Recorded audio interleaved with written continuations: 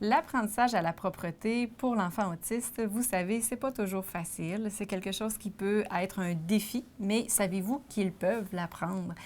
En utilisant les bons moyens, les bonnes recommandations, on peut arriver à faire cet apprentissage-là pour la personne autiste. Le cerveau des personnes autistes étant connecté différemment, étant construit différemment, tous les apprentissages se font d'une manière un peu différente. Donc, c'est important de le savoir et de savoir que ça s'applique aussi pour l'apprentissage à la propreté.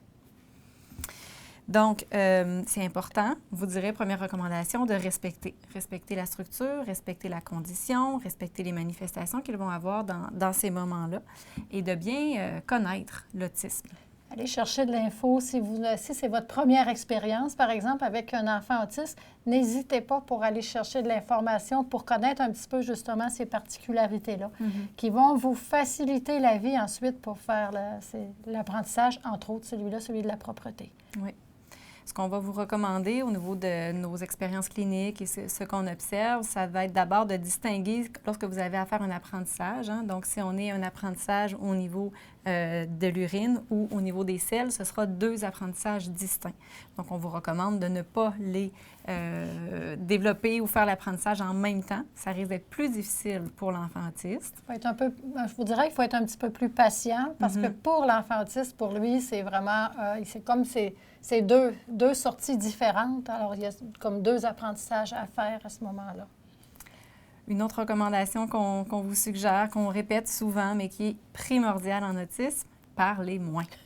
Donc, même dans cet apprentissage-là, lorsque vous accompagnez l'enfant à la toilette, que vous tentez de lui faire l'apprentissage de la propreté, tentez de parler moins. Ça va être beaucoup plus aidant pour l'enfant autiste. Oui, que vous fassiez simplement cette recommandation-là, vous allez voir, ça va changer beaucoup là, les résultats. C'est vraiment impressionnant. On va vous suggérer d'utiliser le visuel aussi. Donc, dès que vous avez des outils visuels que vous pouvez utiliser pour donner du sens, donner une signification à cette étape de développement-là, ça va être très, très, très aidant pour l'enfant autiste. Oui, papier, crayon, tout simplement. Puis vous allez voir, ça va être, comme tu dis, là, dès qu'on va donner le sens, ça va être facilitant là, pour l'enfant.